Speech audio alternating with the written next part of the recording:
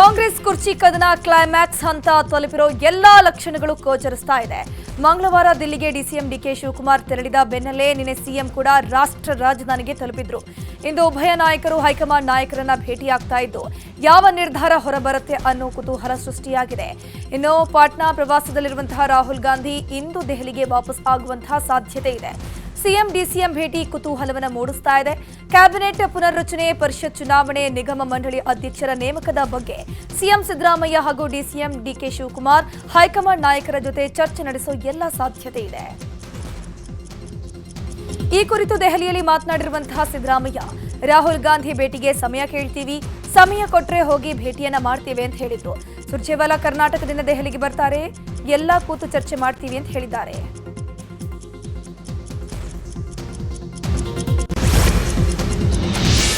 ನಿನ್ನೆ ಶಾಸಕರ ಅಹವಾಲು ಸ್ವೀಕಾರ ಮಾಡಿದ ರಾಜ್ಯ ಉಸ್ತುವಾರಿ ರಣದೀಪ್ ಸುರ್ಜೇವಾಲಾಗೆ ಶಾಸಕರು ದೂರುಗಳ ಸರಮಾಲೆಯನ್ನೇ ನೀಡಿದ್ದಾರೆ. ಕೆಲ ಶಾಸಕರು ಯಾವ್ಯಾವ ಇಲಾಖೆಯಿಂದ ಅಭಿವೃದ್ಧಿ ಕೆಲಸಕ್ಕೆ ಹಿನ್ನಡೆಯಾಗಿದೆ ಎಂಬ ದಾಖಲೆ ಸಮೇತ ವಿವರಣೆಯನ್ನು ಕೊಟ್ಟಿದ್ದಾರೆ. ಈ ವೇಳೆ ಕೆಲ ಸಚಿವರಿಗೆ ಖುದ್ದು ದೂರವಾಣಿ ಕರೆ ಮಾಡಿ ಸಮಸ್ಯೆ ಬಗೆಹರಿಸುವ ಬಗ್ಗೆ ಗಮನಕ್ಕೆ ತಂದಿದ್ದಾರೆ. ನಿಮ್ಮ ಇಲಾಖೆಗೆ ಸಂಬಂಧಪಟ್ಟಂತಹ ಕೆಲಸ ಆಗದೆ ಉಳಿದಿದೆ, ಅದನ್ನು ಆದಷ್ಟು ಬೇಗ ಮುಗಿಸ್ಕೊಡಿ ಅಂತ ಶಾಸಕರ ಮುಂದಿಗೆ ಸಚಿವರಿಗೆ ಕಿವಿ ಮಾತು ಹೇಳಿದ್ದಾರಂತೆ.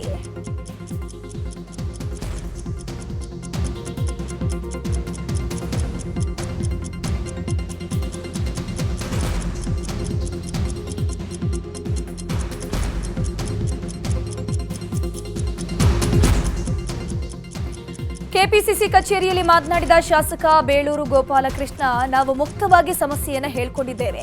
ನಾಯಕತ್ವದ ಬಗ್ಗೆ ಏನೂ ಕೇಳಿಲ್ಲ, ಎಲ್ಲವನ್ನ ಅವರು ಬರ್ಕೊಂಡಿದ್ದಾರೆ. 45 ನಿಮಿಷ ಅವರ ಜೊತೆ ಮಾತನಾಡಿದ್ದೇವೆ, ಸಮಸ್ಯೆ ಆಗೋಕೆ ಬಿಡೋದಿಲ್ಲ ಅಂತ ಹೇಳಿದ್ದಾರೆ ಅಂತ ತಿಳಿಸಿದರು. ಇತ ಭದ್ರಾವತಿ ಶಾಸಕ ಸಂಗಮೇಶ್ ಮಾತನಾಡಿ, ನನಗೆ ಯಾವುದೇ ಅನುದಾನದ ಸಮಸ್ಯೆ ಆಗಿಲ್ಲ, ನನಗೆ ಅನುದಾನ ಕೊಡ್ತಿದ್ದಾರೆ, ನನಗೂ ಸಚಿವನಾಗಬೇಕೆಂಬ ಆಸೆ ಇದೆ. ಆದರೆ ಸುರ್ಜೇವಾಲಾ ಮುಂದೆ ಬೇಡಿಕೆ ಇಟ್ಟಿಲ್ಲ, ಕೇವಲ ಕ್ಷೇತ್ರದ ಸಮಸ್ಯೆ ಬಗ್ಗೆ ಹೇಳಿದ್ದೇನಷ್ಟೇ ಅಂತ ತಿಳಿಸಿದರು. ನಿನ್ನೆ ಕೆಪಿಸಿಸಿ ಕಚೇರಿಯಲ್ಲಿ ಶಾಸಕರ ಜೊತೆ ಸಭೆ ಮುಕ್ತಾಯವಾದ ನಂತರ ರಾಜ್ಯ ಕಾಂಗ್ರೆಸ್ ಉಸ್ತುವಾರಿ ಸುರ್ಜೇವಾಲಾ ಪ್ರತಿಕ್ರಿಯಿಸಿದ್ದಾರೆ. ಈವರೆಗೆ 138 ಶಾಸಕರ ಅಭಿಪ್ರಾಯವನ್ನು ಕೇಳಿದ್ದೇನೆ. ಶಾಸಕರ ಅಭಿಪ್ರಾಯವನ್ನ ಪಕ್ಷ ಗೌರವ ಮಾಡುತ್ತೆ. ಮುಂದಿನ ವಾರ ಸಚಿವರ ಸಭೆ ಕರೆಯಲಾಗಿದ್ದು ಸಚಿವರಿಂದಲೂ ಮಾಹಿತಿಯನ್ನು ಪಡೆಯಲಿದ್ದೇವೆ ಅಂತ ತಿಳಿಸಿದರು.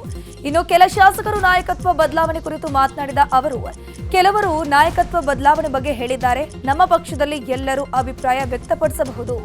ಶಾಸಕರು ಸಚಿವರಾಗಿ ಸಚಿವರು ಸಿಎಂ ಆಗಬೇಕೆಂಬ ಆಸೆಯನ್ನು ಪಡ್ತಾರೆ.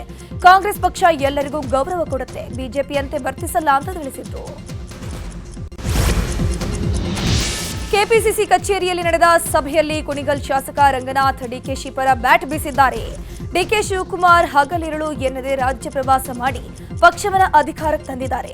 ಅವರ ಶ್ರಮ ಏನು ಅನ್ನೋದು ಇಡೀ ಪಕ್ಷಕ್ಕೆ ಗೊತ್ತಿದೆ. ಜೊತೆಗೆ ಎಂತಹದ್ದೇ ಸಂದರ್ಭ ಬಂದರೂ ಪಕ್ಷಕ್ಕೆ ನಿಷ್ಠರಾಗಿ ಕೆಲಸವನ್ನ ಮಾಡಿದ್ದಾರೆ.